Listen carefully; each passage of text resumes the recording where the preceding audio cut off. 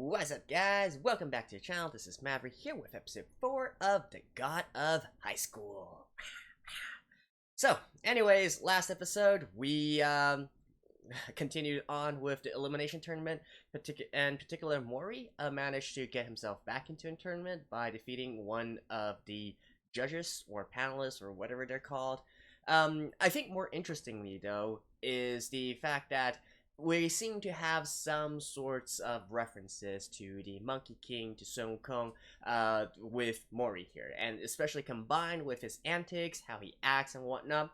I do think that I am very suspicious that there might be some of that, it might actually be directly referring to Sun Kong or the Monkey King in this regard, but we shall see as we continue on, right? We, as usual, have a little bit of the overall world context. We have a little bit of backstory for our three main characters, and then, of course, we got the action, and I'm expecting this one to be the same.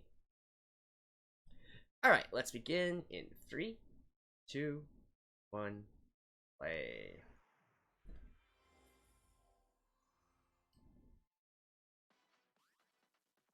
Oh, okay. I almost thought we were beginning. Big bang.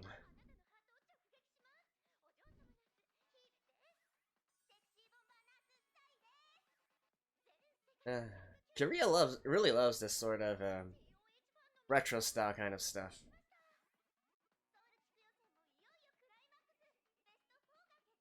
Oh, we're on top 4 already? And so only one can continue on?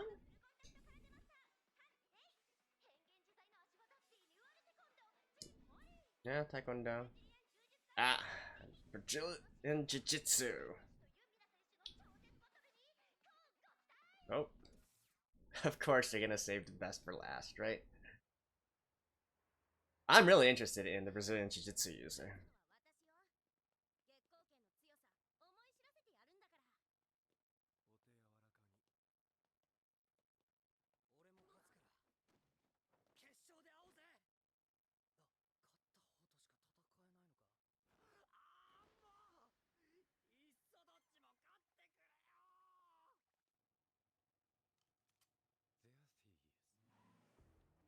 There she is.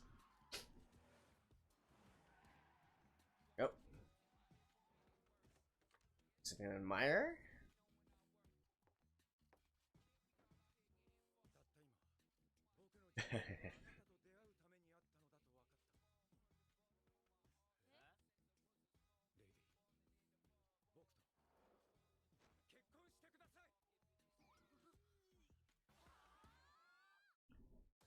Okay, looks like we're on a little bit of a detour for this episode, eh?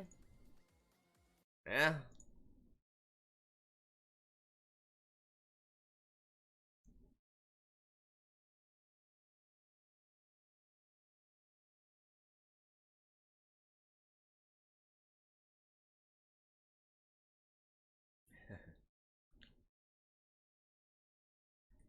This song is pretty hype.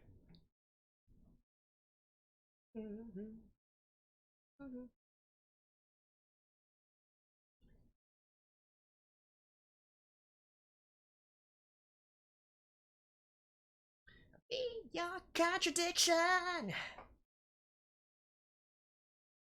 Although it kind of reminds me of more music that came from like 2015, 2016.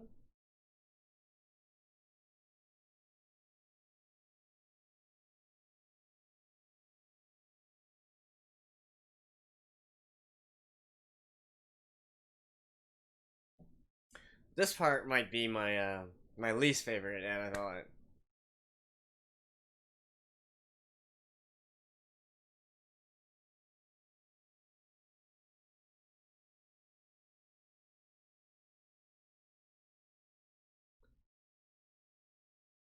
Alright. Marriage bonds, okay. Oh, okay. I guess this is perhaps filler? Question mark?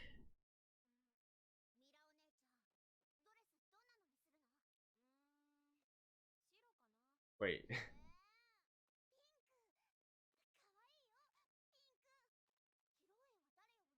There's so what? What?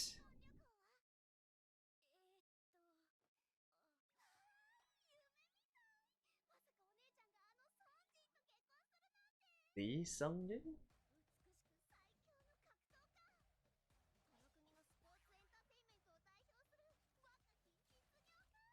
Okay, so he's kind of a big shot.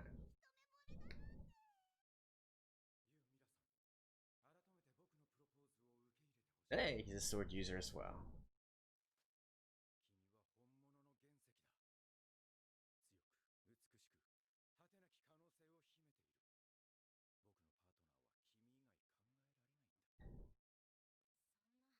So, we're probably gonna have like a sword fight in this episode, right?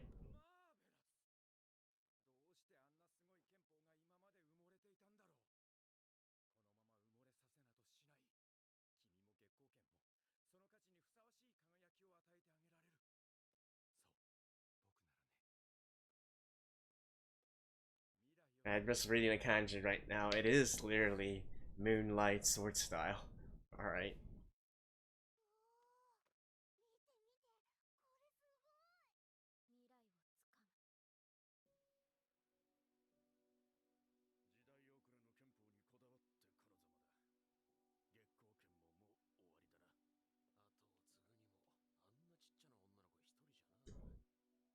Cheers, by the way.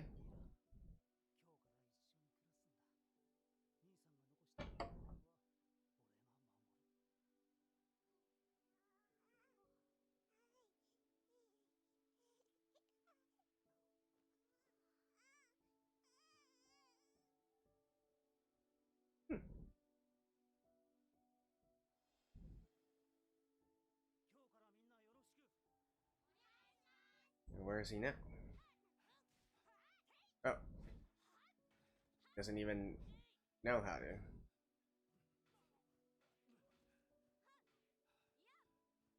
Damn.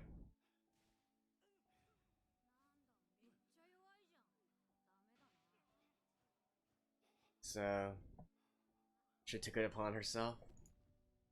Carry on.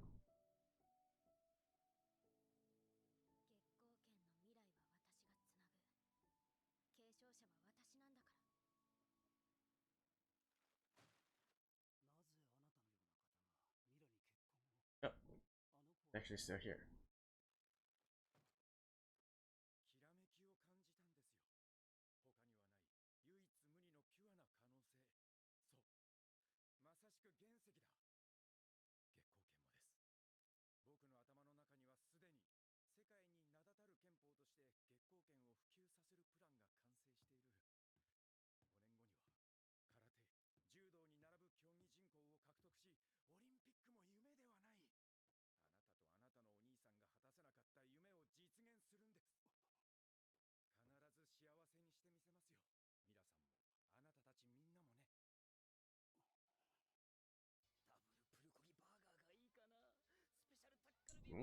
Oh, bulgogi burger.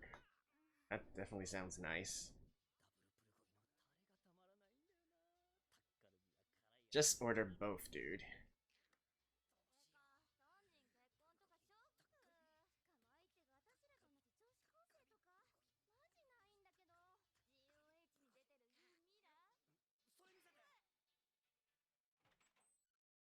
Oh, here.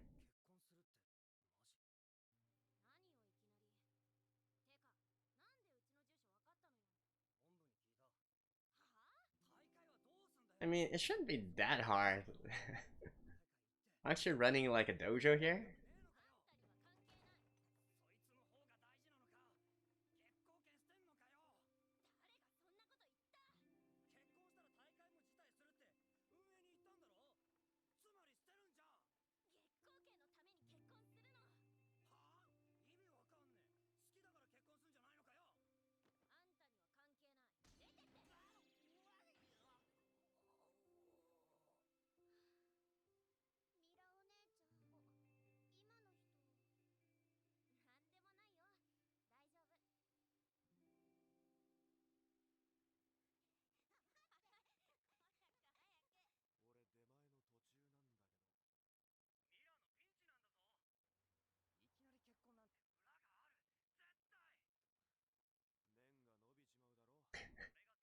He's like, uh, he's like internally face palming right now.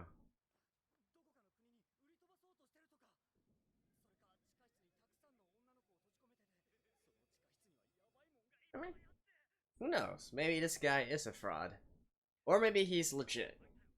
It's just that that might not be the way that Mira wants to use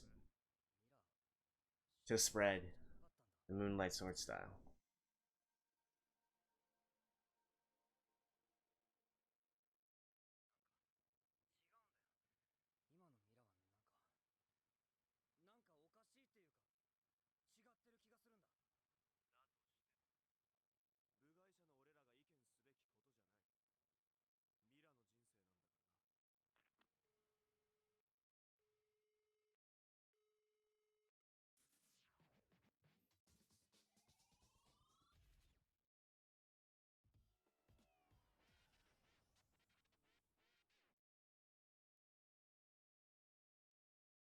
Wait, seriously? Already? What?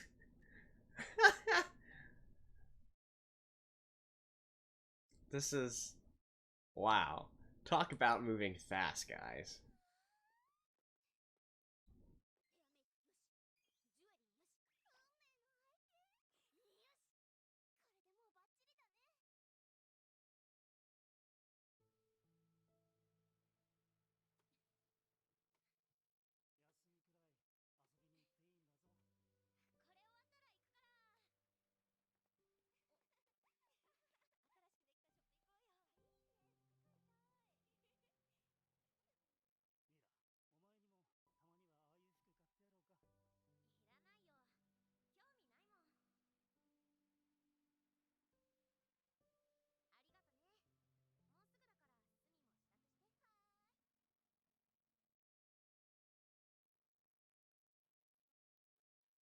They're gonna make a big commotion in this sort of public setting.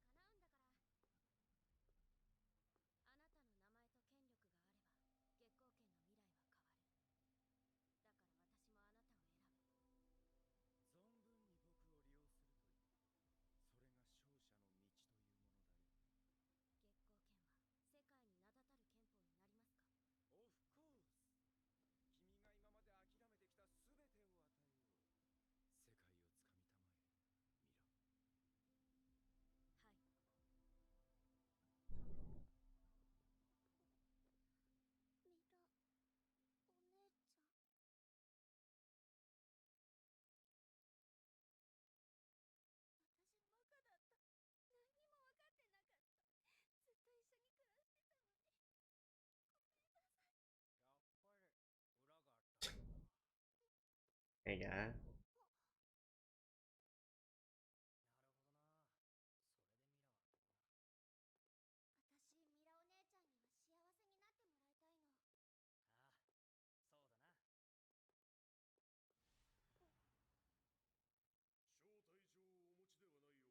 Okay. We're gonna have a wedding battle.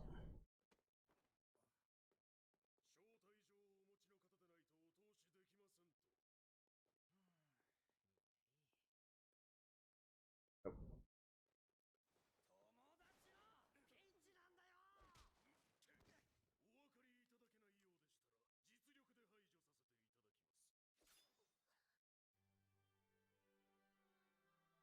He's just gonna fight for all of them.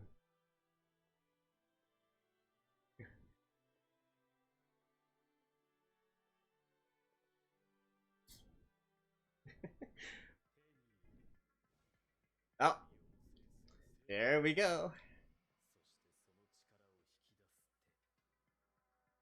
Ooh. Deep conspiracy stuff.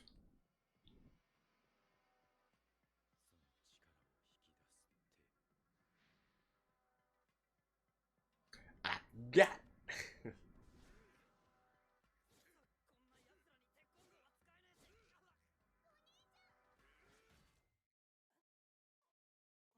This diary is here? Yep.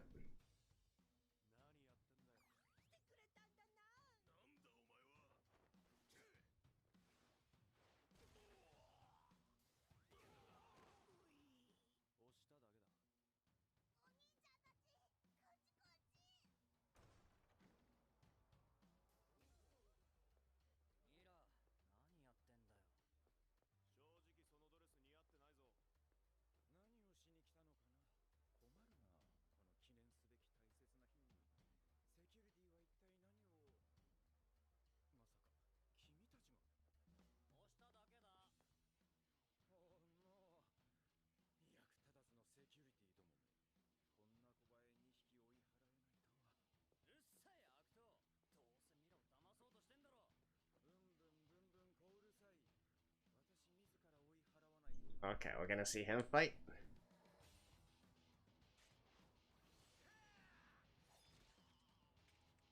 Ooh. Just with a hand? Seriously?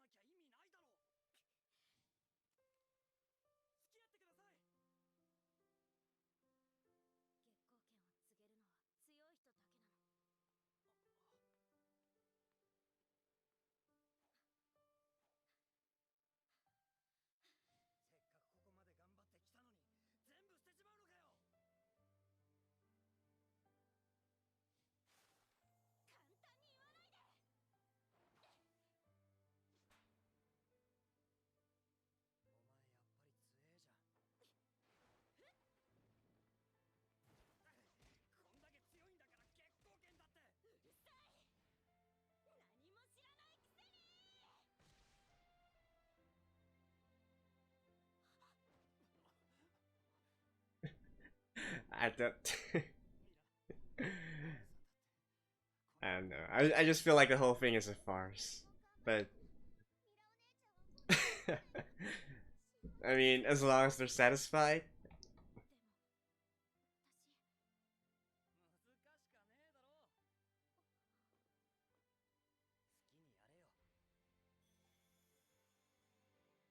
Do what you want.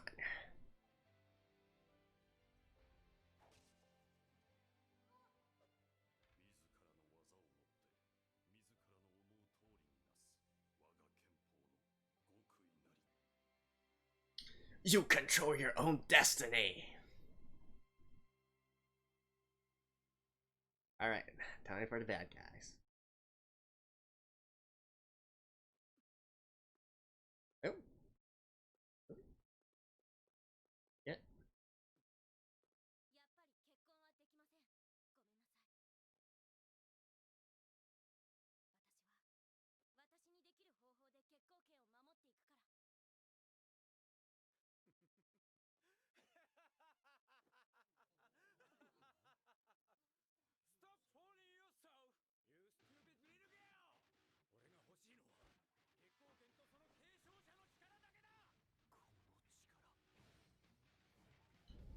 Okay. So people with this kind within their organization can like do these kinds of projections.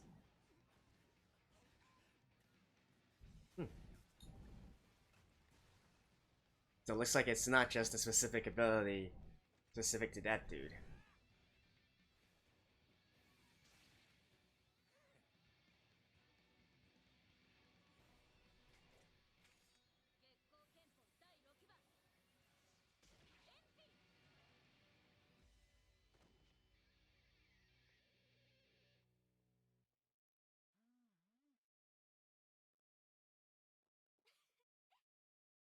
Alright.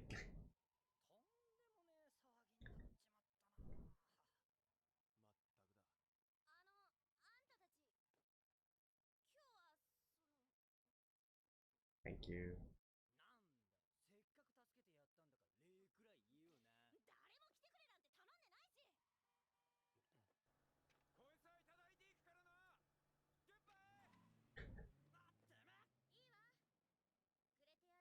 It's just an ordinary wooden sword. It's the hand that's important.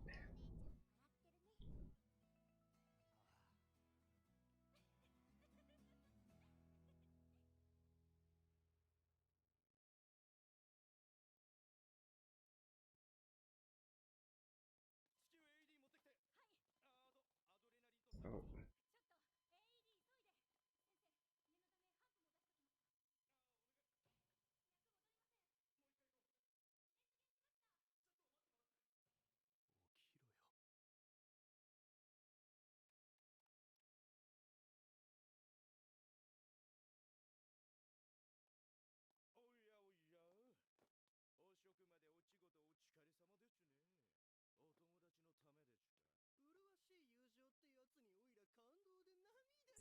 Don't you guys watch television?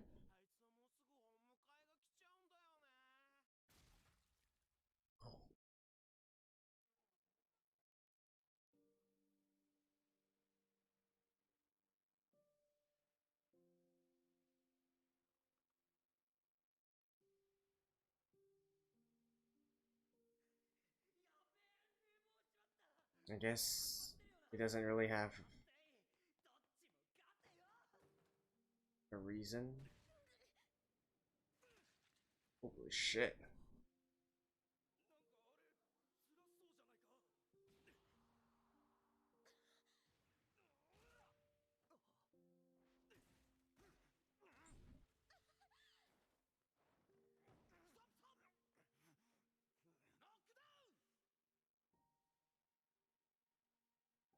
Poor girl. Right in her room.